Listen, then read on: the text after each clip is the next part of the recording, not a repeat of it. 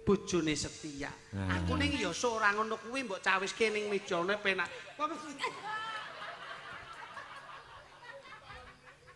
Sekali-sekali rap karo tekipun kakang. Aku gak mangan ning raiku pedes. Jakle. Iki jane banyolan opo nek. Awas. Yo. Ini pergiwo, ndak bopong pergiwo. Ayo pergiwo, maju toh marang. Ayo, ndak bopong. Hei. Wah.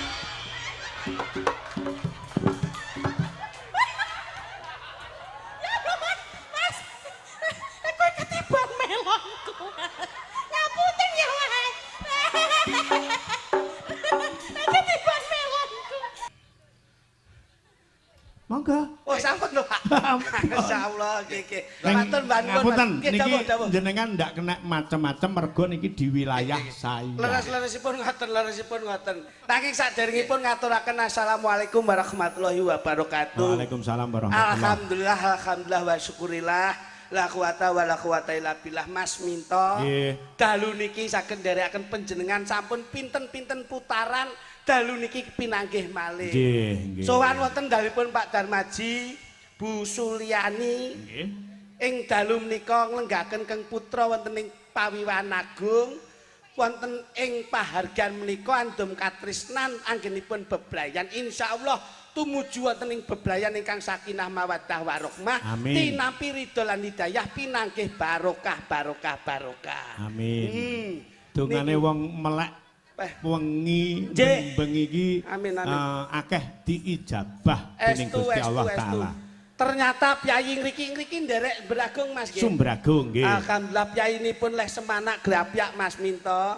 Dalu niki mengeti Keng Putra anggenipun lenggah wonten ing Bali Wisma Agung.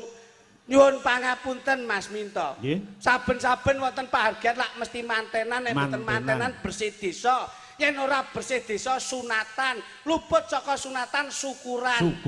Kula nek syukuran sunatan bersih desa kula sik gelem urun donga, urun rerembug ingkang positif.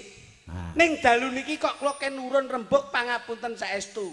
Kula nek dalu niki anggenipun Mas Heru kalian Mbak Akvina, anggenipun bebrayan pangapunten kula mboten saged tutur-tutur. Sami, jenengan kalih kula profesinya sama, statusnya sama.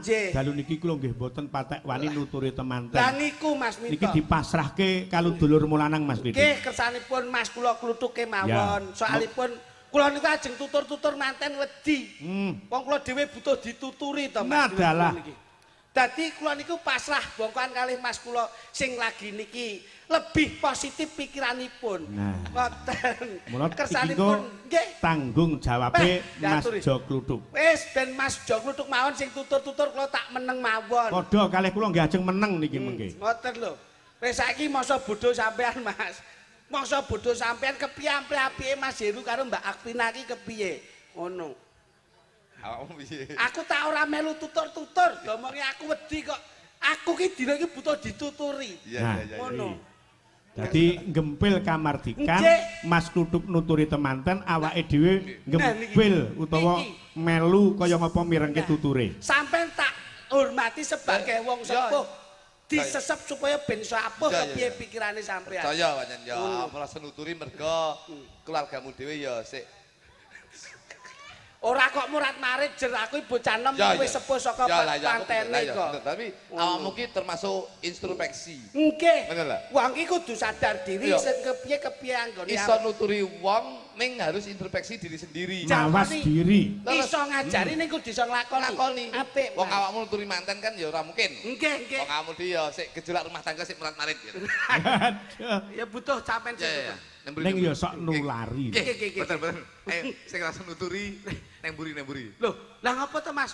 Kok ngarep buri ya padha wae. Ya setidaknya itu harus jelas ngono lho. Yang di depan. Iya. Sing gak iso nuturi Neng buri. Oke. Ngono lho. Dadi penting.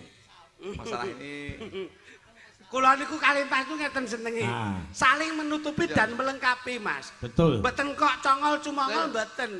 Dadi kula nek ora iso tutur-tutur nggih Mas kula sing nuturi. Panjenengan pun pasrah nggih Mas. Mergo rumangsa ngrumangsani enek sing luwih pinter, enek sing luwih sukses, enek sing luwih ngerti. Saestu Pak, saestu. Mula nggih monggo Mas Jo ngluthuk. lho kuwi nyapa ning ngarepe? Lho, Iso nuturi manten apa ora? mboten saged. Ora iso kok ning ngarep iki. Lah kudune. Neng buri. Lah yo ngono lho, wong yo aku ki adu. Ah, yo ngono. Alian gen.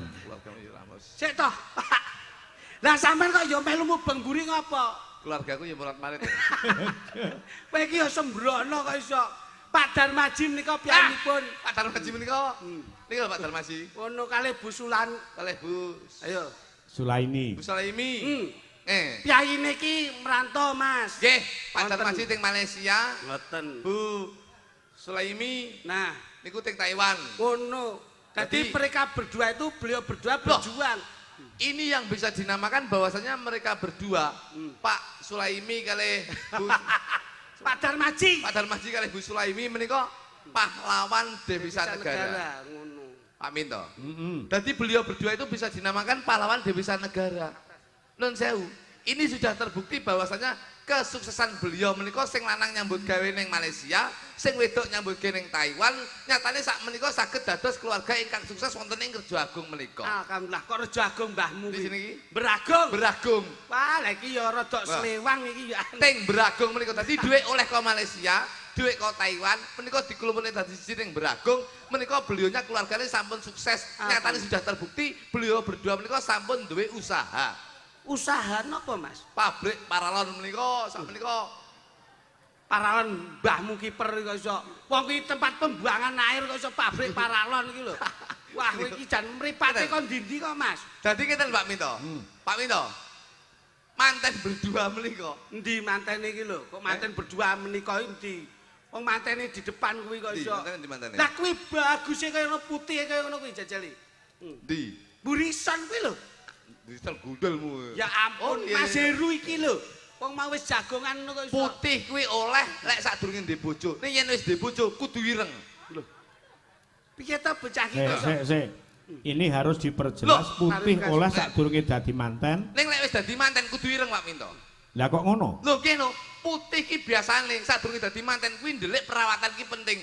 Tapi sakwise dadi manten kudu bekerja keras nyambut gawe untuk menghidupi keluarga. Paribasane ora roh udan, ora roh panas. Ora roh awan, ora roh bengi, kudu nyambut gawe. Paribasan adus keringet dilakoni. Adus keringet niku kudu dilakoni. Kudu ireng ya. Lho, nggih lho, Bos. Bener. Biyen ibuke cah-cah ki penyawangku saurunge dadi manten ki putih. Putih. Bareng suwe-suwe kok ireng. Nah, ngoten lho. Pak Minto, ngene malah kewalik. Biyen ibu Sri ki ireng. Heeh. Saiki putih. Sapa sing ngomong kuwi apa roh lek putih? Roh. Ireng. Mosok. Sesuk putenan lho. Kompokan moto ki urusan apa kok iso mangsane. Dadi ngono Pak Minto. Dadi manten ki nun sewu. Wong lek dadi manten wong lanang kuwi paribasane aja wedi awake reget. Aja wedi kesel, aja wedi kesel, aja wedi elek, aja wedi awake reget. Ning misi dan visi kita nyambut gawe dienggo murakapi keluarga. Masya Allah. Berarti wandene kaya Kang Rama. Lho iya no. Pak Darmaji. Sampir sani Pak Darmaji nggih. Pak Darmaji sampir sani nggih. Nika lho piyayine senden ning mburi. Lah yo kae lho beliaunya. Piyayine gede dhuwur. Gede dhuwur brikose kandel paribasan kaya wayang menika Gathuk Kaca. Heeh. Pak Darmaji. Lho iya. Pindha Raden Anom Gathuk Kaca. Ngambadir Gantara. Kagem caping Basunanda. Kudan rakudanan, panas ra kepanasan. Sebabe mergo ngiyup ning omah. Dadi kok ngiyup ning omah iki lho kok. Nyambut gawe ning proyek. Gitu, Pak Darmaji gitu. Pak Darmaji lho. Biyen Pak Darmaji ki putih. Pak Darmaji. Wah iya. Begitu. Kayine tur lho ra sombong lho. Sombong. Biasane nek kagungan gawe iki mesti ning arep dhewe to.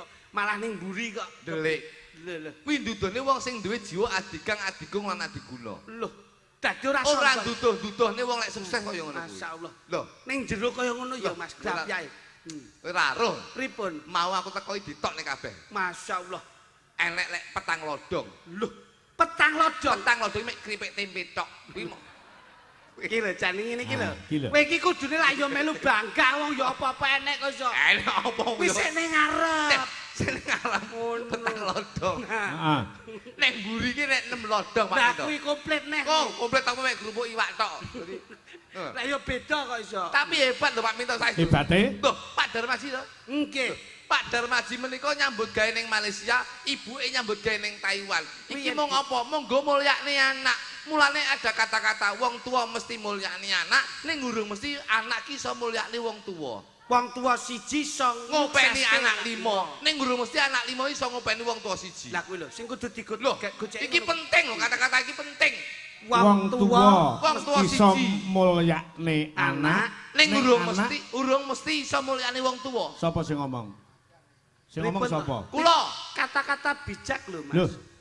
Anak ki iso mulyakne wong tua lho. Kok saged? Proses pembuatan anak kuwi wis mulyake wong tua lho. Proses. Ayo. Oh iya. Penak lan mboten penak niku gumantung atinipun, Pak. Nah, kuwi ning awake dhewe-dhewe. Tegese menika kula ngendikan matur ingkang kados mekaten menika. Ngendikan ya matur. Matur. Contohmu mbok wis ngomong ngono wae. Iki jelas lho. Rungokno.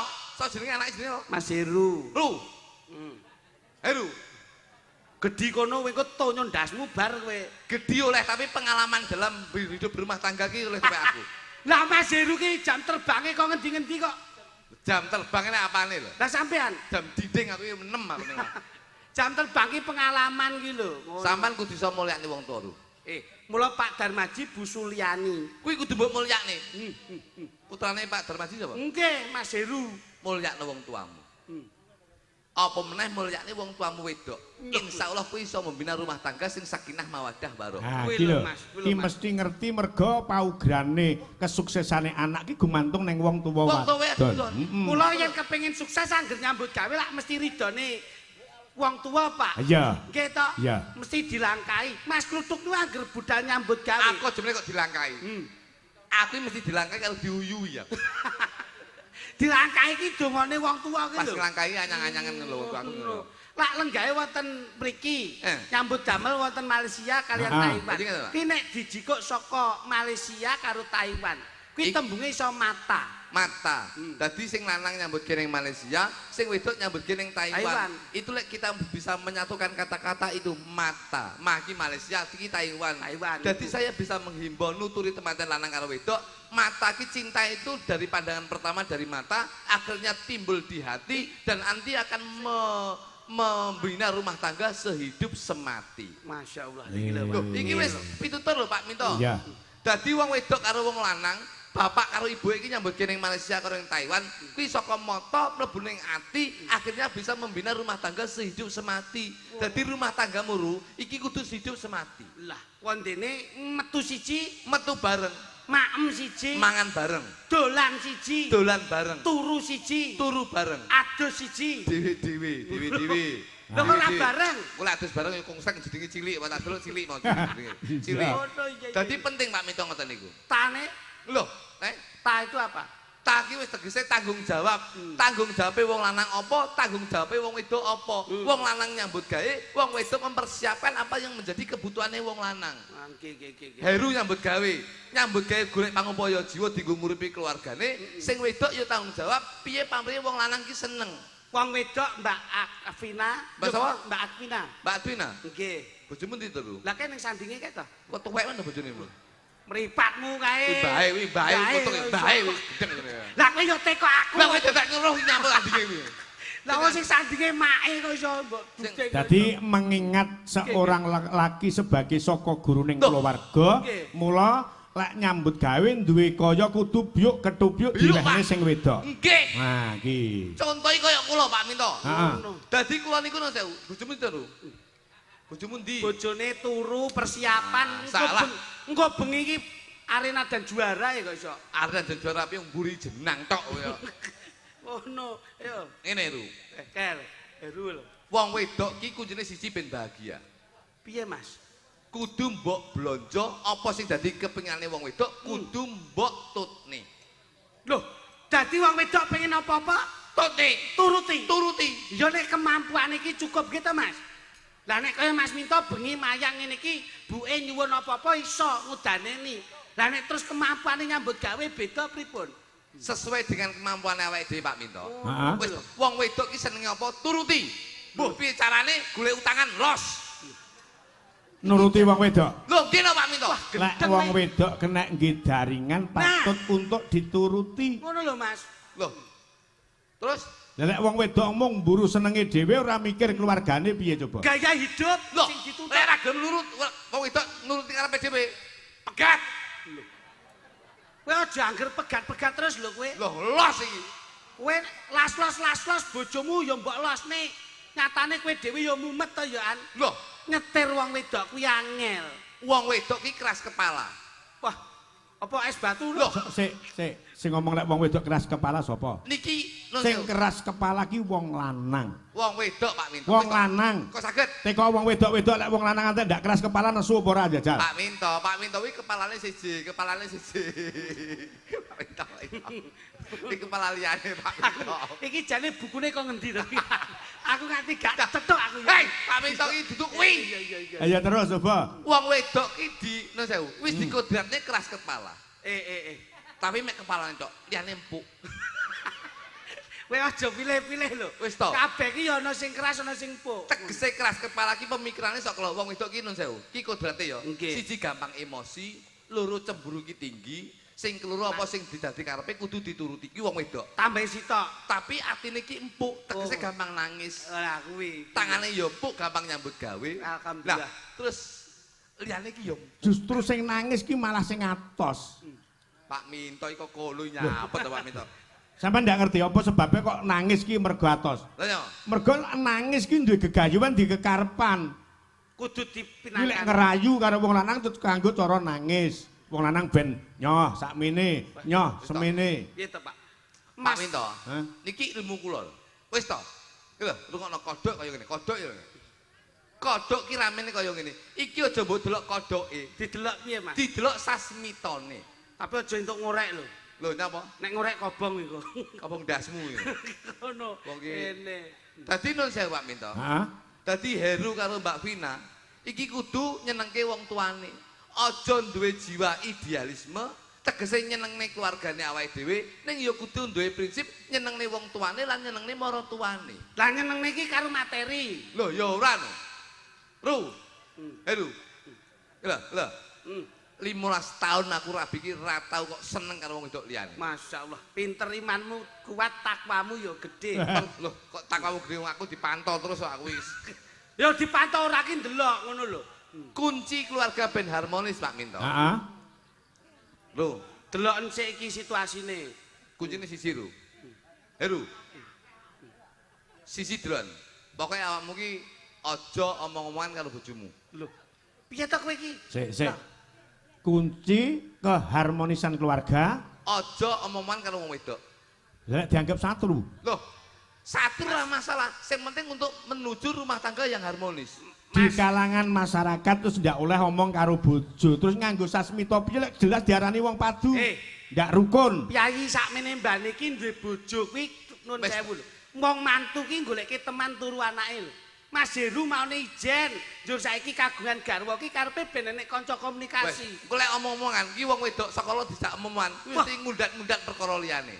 Wah, kuwi ngawur kowe nek Mas Heru mboten e. Sik ben dijlentrehke kok kudu ndak omong-omongan neng-nengan ki piye? Kula mbiyen iki membina rumah tangga ki 2 tahun, Terus? ki kerep omong-omongan, ki malah kerep geger. Loh, Tapi setelah aku goleki apa terus menjadi kunci gegerku karo bojoku, Oke. ternyata komunikasi. omong-omongan. Omong-omongan. Tapi setelah aku ra omong-omongan, ki malah harmonis sampai saya. Aman. Malah Oh aman, iya, Pak Minto. pancen sing apik iki pancen yo meneng-menengan. Meneng-menengan. Oh iya, terus. Ngoten. Dadi lek enek apa-apa, kuwi gawe metode yang lainnya. Bahasa. Bahasa. Contone, Jaluk apa-apa ya digambar. Heru iki mau pengen apa-apa iki? Gambar Sing gambar sapa? sing lanang. Sing lanang apa sing Sing wedok? lanang lho. Loh. Pomo Heru pengen lunga, metu. Lunga metu lho ya biasa no. Gambar kunci. Loh. Berarti Mas Heru arepe lunga njaluk kunci sepeda motor.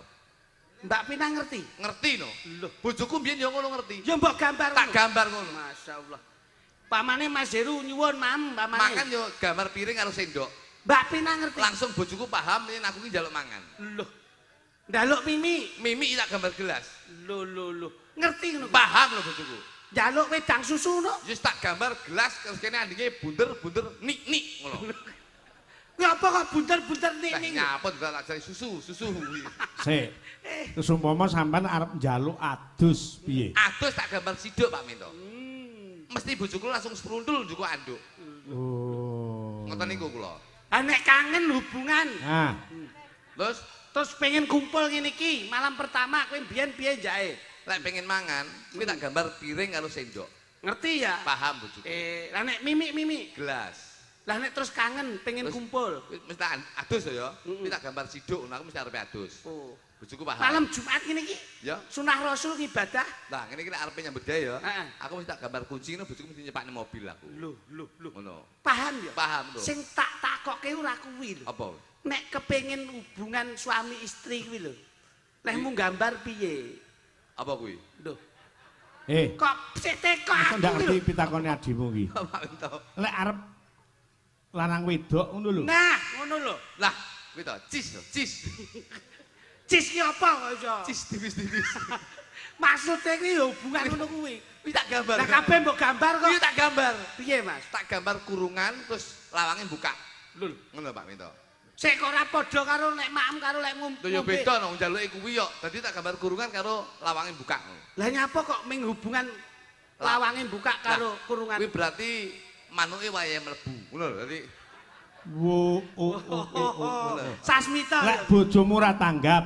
terus Ya coba lek bojomu ndak ngerti. ora tanggap. Kuwi tak gawe gerak tubuh. Loh. Gerak tubuh piye? Loh, nggih dengan gerak tubuh lho Pak Minto. Terus contone jajal piye? Njaluk apa? Ya arep turu awor kuwi mau. Turu awor ya aku lek mangan ngene to. Nggih. Lek ngombe ngene. Nggih. Lek njaluk turu awor wis biasa. Piye, Mas? Njalukku mesti mek ngono. Wah, bojomu marah. Mara. Terus akhirnya kodemu Kodeku mek ngene kok. Apa wi? Pak Minto nyapa to?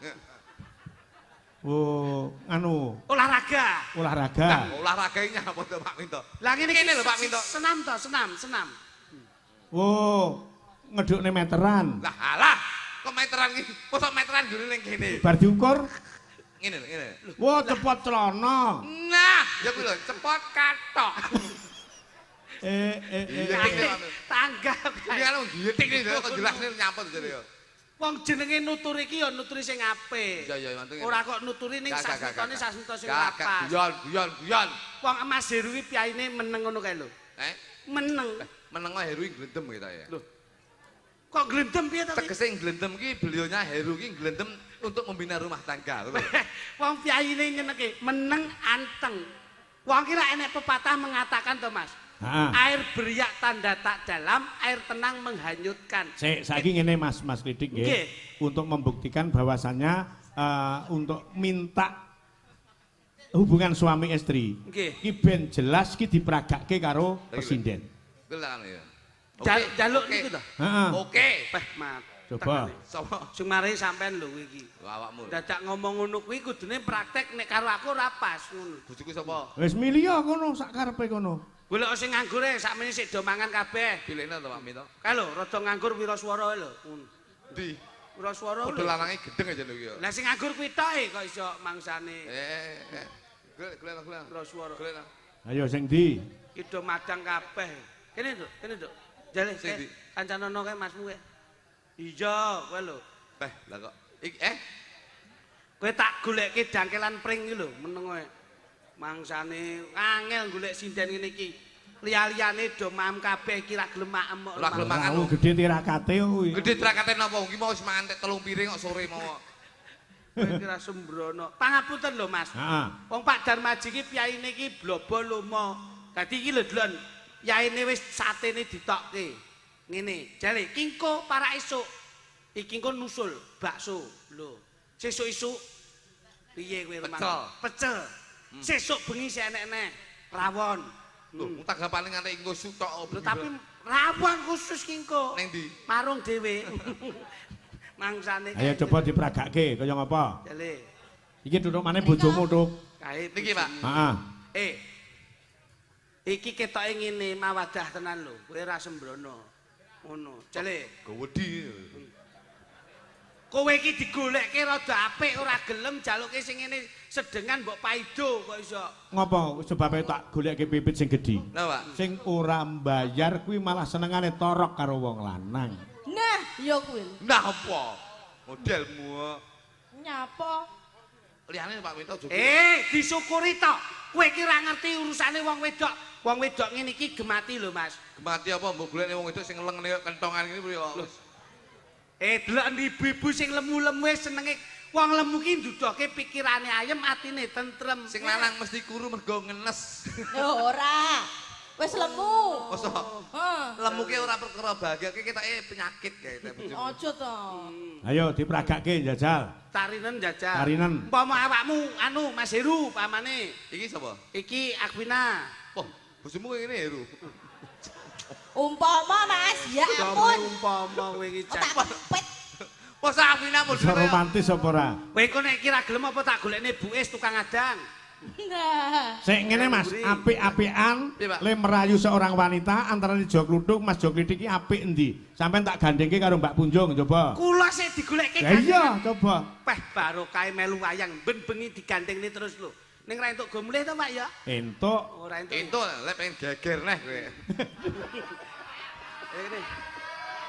Mosok sik kurang ya kowe iki. Mbok ya Mas iki ngene ana lho. Lah, Cakeme Iki. ora Mas yak-yakan. iki lho.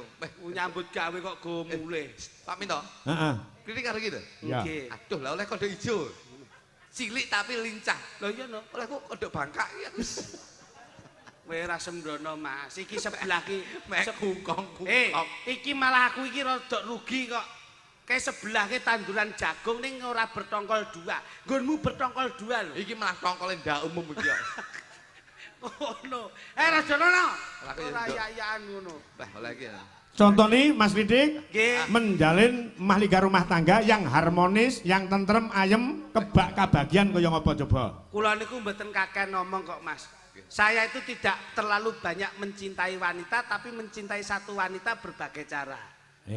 Ya. Begitu ya Mas. Yo. Ngapusi. Satu wanita ya Mas. Iya. Iya. Ayo kene. Dok anu tak Nggih. Tak gendong leh. tak gendong piye kowe ora ganggu. Aku iki karo kunjung papunten Mas Minto. Ya. Dik sampean ngerti to? Pripun Mas? Nek ning ngarepe Mas Darmaji lak ana tanduran kates to kae. Nggih Mas. Kates kae lho. Iya. Kae aja kates. disawang katese. Ning samangan katesmu. Kowe kok tak tonyo ndeloson lho iku kok iso. Aku ki ngomong karo iki ora ngomong karo. Lah iya. Tapi kan katese punjungi jos. Jos yo nggone bojomu Lah, iki duduk kates. apa kuwi? Melon.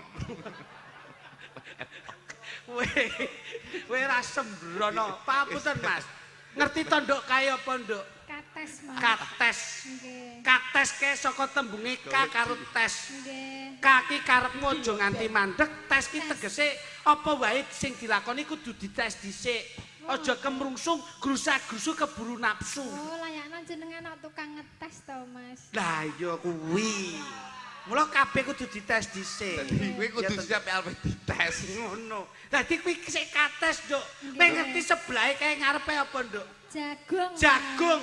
Jaganen atimu aja nganti bingung. Mula awake dhewe wong beblayan kaya Mas Heru karo Mbak Pina, kuwi dijaga atine aja nganti bingung, aja noleh nengen, aja noleh ngiwa, sawangen ning ngarep aja nyawang mburi. Kados panjenengan nggih. Kaya Mas. ngono diajeng. Ngono. Yen kowe Aja tak kasar-kasar yen to. kowe tak ibaratne paralon, Nduk. Hah? Paralon. Dadi wetengmu gedhi tak cepaki sapi teng sing ngombo. Ya ta, mesti elek kowe ra. Lah bojomu kok pokoke sapi kren. Paralon kuwi saka arti paki paringono tresnamu lan tresnaku tetep nyawiji. Raki tegese ra ana wanita sing tak tresnani kejaba mung kowe. Lon ki lon. Kowe ben bengi mesti tak keloni. Lon ki alon-alon. Dadi aja kemrungsung tetep alon-alon membina rumah tangga ya, Nduk ya. Oh, ngono ya Mas. Ya, wah gawedi Demen nih. aku. Mas, Demen palaku ngono ya. Aku Palaku. Demen palaku. Lah mau lho tok rayu malah demen aku. iki jane wong wedok wong manol iki banget. Lah aku demen kok. Ya demen tapi aja nginang ngene kaya. Lah wong sing wedok agresif ora. Karo bojone kan. Bojo yo Mas Minto. Jarene kan agresif. bojo ya bojo tapi gerakmu ki aja kaya ngono ki kaya bar ngombe jamu galen ngosek kowe iki. Piye ngene? Nah ngono lho. Mingkup. Alah kon tetep kempit nyapa to jane kok. Nyapa? Lah piye? Nah biasa ngono lho. Kowe ra iso mingkup wong pupune gegeden kok iso. Mbok kon mingkup. Ya Dik ya. Niki lho Mas Minto. Bocah niku sing klasik niku nggih ngeten niki. Klasik niki. Klasik kaya motor. Loh, kepiye to sam wong ki luwe becik. Klasik bojomu lek bojoku ki herek. Kok erek kepiye to? Kenapa kudu brong? Bojoku halus badhe dahar napa Mas Joklitik menika sampun cemawis badhe ngersakaken sirah monggo. Halus bojoku. Penake bojo ngeten iki lho Pak Minto. Sing rodok kasar. Ngapa? Kowe golek halus lek pas mangan. Kon nyontoni iki kasare bojone coba. Loh, bojoku lho kasar. Kowe lek golek bojo halus nun sewu. Kowe lek pas ning Surabaya ning kota besar nyabrang malah bahaya. Penak bojo sing kasar ngene iki. Piye? Loh, ayo Mas kalau dalane sepi kiwa tengen sepi. Ayo kita nyabrang, ayo nyabrang ndi. Penak. Bojo halus ayo bahaya. Piye? Kaya ngopo? Tengen lho, enek pikem. Aduh. Lho, mlaku klunu urung teko nggon tabrak pikep bongko kowe. Ya ta, nek ra seneng karo dulur ngeten iki, Pak. Lho nek sok lairne Nyawa? halus bojoku timbang bojomu. Kaya apa? Lah iki iso nek umpama nuntun putune, ayo nduk istighfar, nduk nyebut asmaning Gusti. Kuwi lho, cirahe jabang bayi wis ketok tungul-tungul, nampil napas, ngunjal ambekan. Kuwi lho nduk alus metu punang jabang bayi gangsar. Kasar. Ayo nek bojomu kasar piye? Ndang mekokok, ngono piye kowe? Ha kuwi lho, wis molo-molo kuwi lho. Ayo Mas, Bu golek pas kuwi Pak Minto. Jajal pas tanggamu kobongan. Piye? Lho, lha lek penak bojoku. Kalau omahe Pak Minto kobongan, ayo kita golek banyu, dan disiram gujuk-gujuk yang mampet. Kena bojomu lho. Piye, Mas? Lho.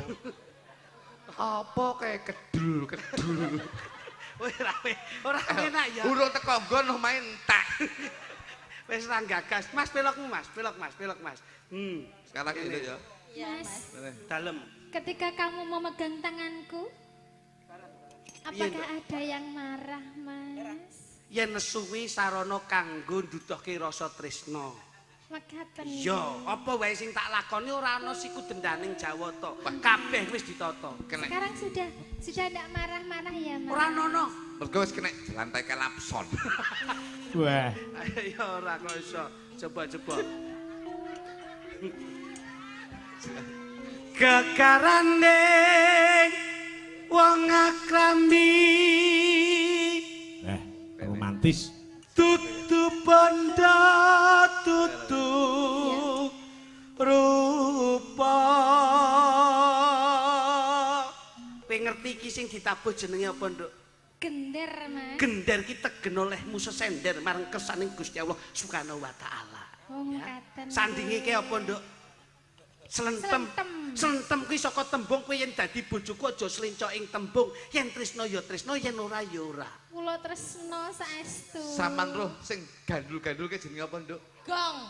Ketoke kayak modelnya kayak modelmu cah ayo tadi. Alah. Gede. Ayo padha wae. Gedeng ya. Gede tapi enek mentol cilik nang tengah. Amung ati pawi tane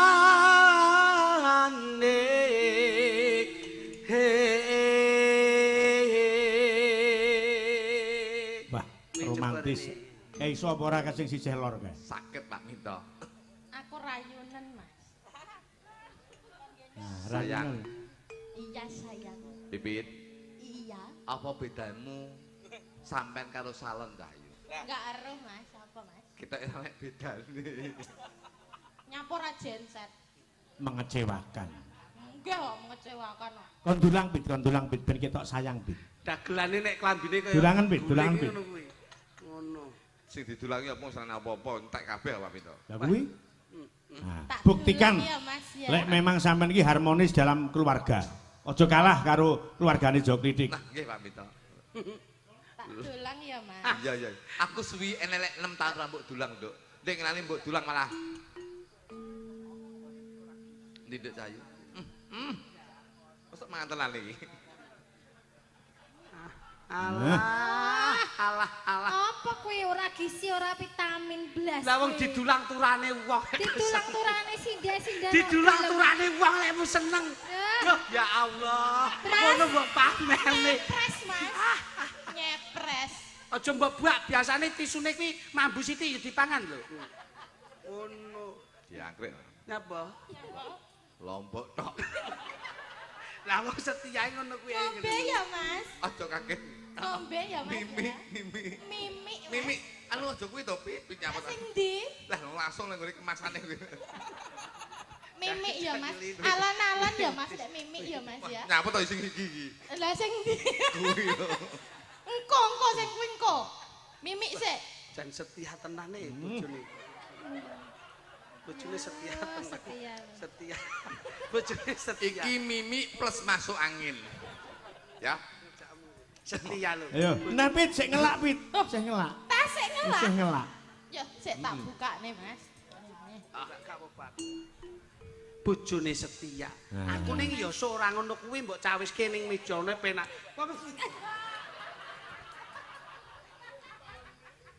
Sekali-sekali rap karo tekpun kakang. Aku gak mangan ning raiku pedes. Jakre. Iki jane banyolan opo nek. Iki dulang Lombok tok. Lah wong iki ngajak raiku ben kowe dangan. Kowe yo ngono mbok dulang mie paling pedes. Mbok kowe banyu. Lane lomboke lho, Mas. Ora ngerti apa? Mus diomongi Lombok tok mit ngono. Ayo ditutukke Mas Ludung. Suamiku. Luput. Sik. Suamiku sedang anu lho. Matengane komoto barang. Mas kok mesakne. Kowe bar mangan pedes ya iso mbok semprotke ning kancane iki lho. Oh alah. Wis ora melu mangan mine. Mine bojomu enak ra? Loh, Iki mine bojomu enak. karek telu. Rantak apa piye? Mas. Kok ero? Ora kok rontok ning dingengei. Luput pisan kena pisan. Suarane jan arum serak-serak klomoh. Yen gampang luwe gampang.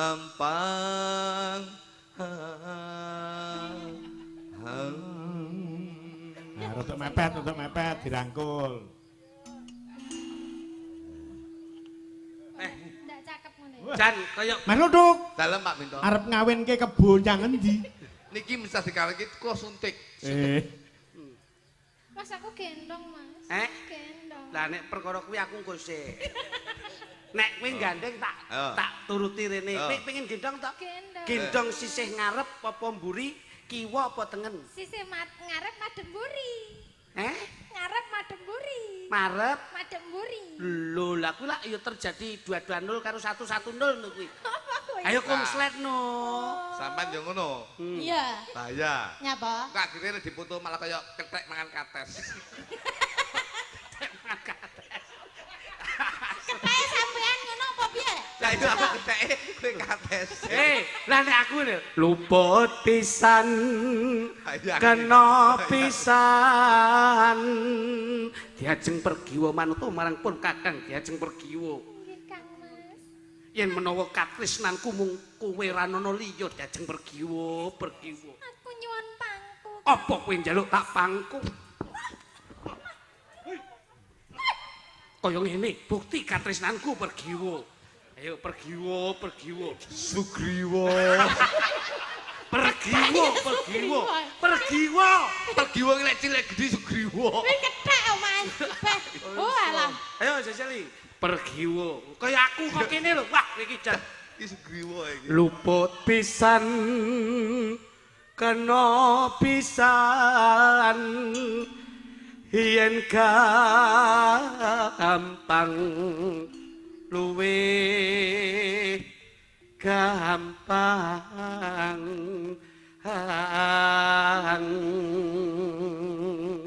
diajeng garwanipun kakang diajeng Njing Kang Mas. kowe nyuwun apa bakal tak udaneni waton ora nyuwun mudine lintang rembulan ya diajeng Kula nyuwun gendong Kang. kowe njaluk gendong meneh kowe njaluk gendong meneh tak tung Kowe njaluk tak gendong Jajeng. Belum. Ayo tak gendong, tak indit, tak boyong ana ing kadewate Jajeng. Wus. Awas.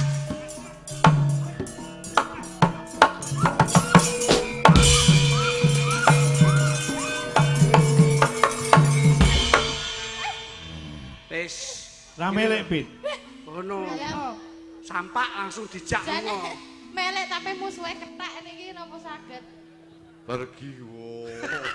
Hei, suarane gedhi Pergiwo. Garwanipun Kakang Pergiwo. Pergiwo. Garwanipun Kakang Pergiwo.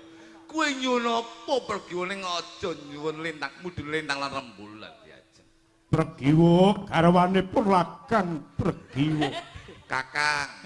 Kakang kok Lakang. Aku muni apa? Lakang. Sapa sing ngomong muni Lakang? Jenengan lho. Kakang. Lah mau muni Lakang lho. Bapakmu ngono lho. Sampean mau lho. Aku muni apa? Lakang. Lah iya. Lah iya. Heeh. Kok lah iya? Baleni. Pergiwo garwanipun Lakang Pergiwo. Garwanipun Lakang Pergiwo. Kakang. Lah ya Kakang pertama aku sisi ning Lakang lho. Kowe nyuwun apa Pergiwo? Kula nyuwun dipondhong Kang Mas. Belum. Kok lho iki kepiye? Tak udane ni Jajeng. Udane ndasmu ya. Napa? Enggak kuat nebos. Lho. Gatotkaca iki sekti mandraguna kok iso tak semayani. Piye? Lah kok dipun semayani? Ayo. Karo trisik sih. Sing wedok trisik. Awas. Jajeng Pergiwo. Gage mapano Jajeng. Ndak boyong, ndak penake. Sesandingan marang pun Kakang Jeng yo. Yo, Pergiwo. Anu Delatang, dang. Awas. Yo. Ini Pergiwo, ndak bopong Pergiwo. Ayo Pergiwo, maju toh marang. Ayo, ndak bopong. Hei. Wah, pembleser. Oleh-oleh nek yak-yakan yo ngono kuwi lho. Syukur. Lah bojone iki ning kene kok gendong bojone kancane. Gatotkaca rusa. Tak contoni. Wah. Pergiwo. Manut to marang pun Kakang Pergiwo. Bakal ndak kepengake uripmu kowe.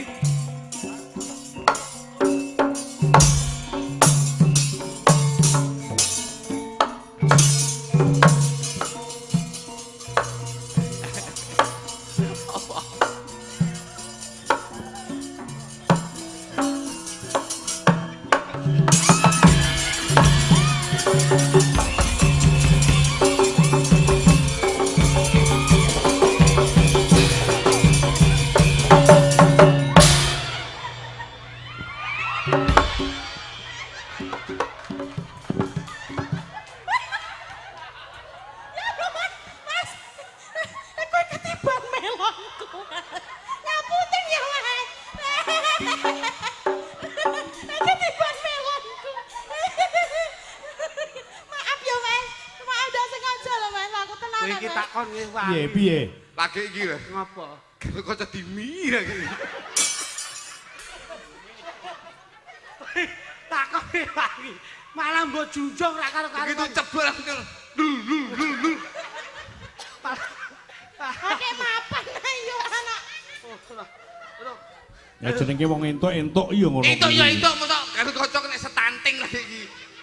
Oh kudune mbopange ya ora ngono kuwi kok iso. Ayo terusno Jajeng. Aku tak menggeh-menggeh. Wah, sapi deng sak gedine. Wah, kowe kiwa to? Heeh. Aku tengen pas padha tengahe. Pupune keguling. Kuwi cara kapuk nu super. Nah, saiki nembang bareng, Mas. Lah niki dereng bar kok niki. Urung bar. Dereng sik ben dirampunge mengke babaske belok barak Dereng. lintang samara. Yen angel. Mau. Maaf lho Mas. Maaf apa? Maafkan aku. Maaf. Aku iki Garut Kaca lho. Wis, Ala padikmu penak ayo anak. penak gundulmu iki. Mosok Garut Kaca mek kiwotok. Yo. Kurang wit, kurang. Wit. Kurang. Sing tengen wehno pisan. Hei, sing tengen iki sik segelan. Kuwi tulisane SNI. Ngono. Angel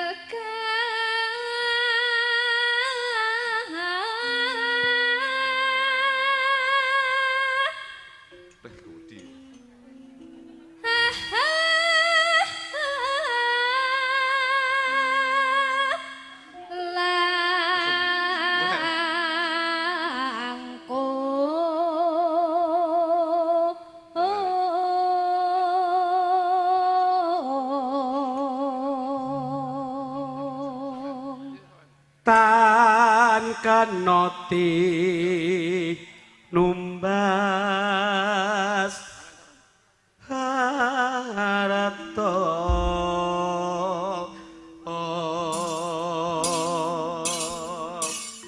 Dawah napa Pak Minten nderek panjenengan? Manut larase pelok barang dadekke lintang asmara.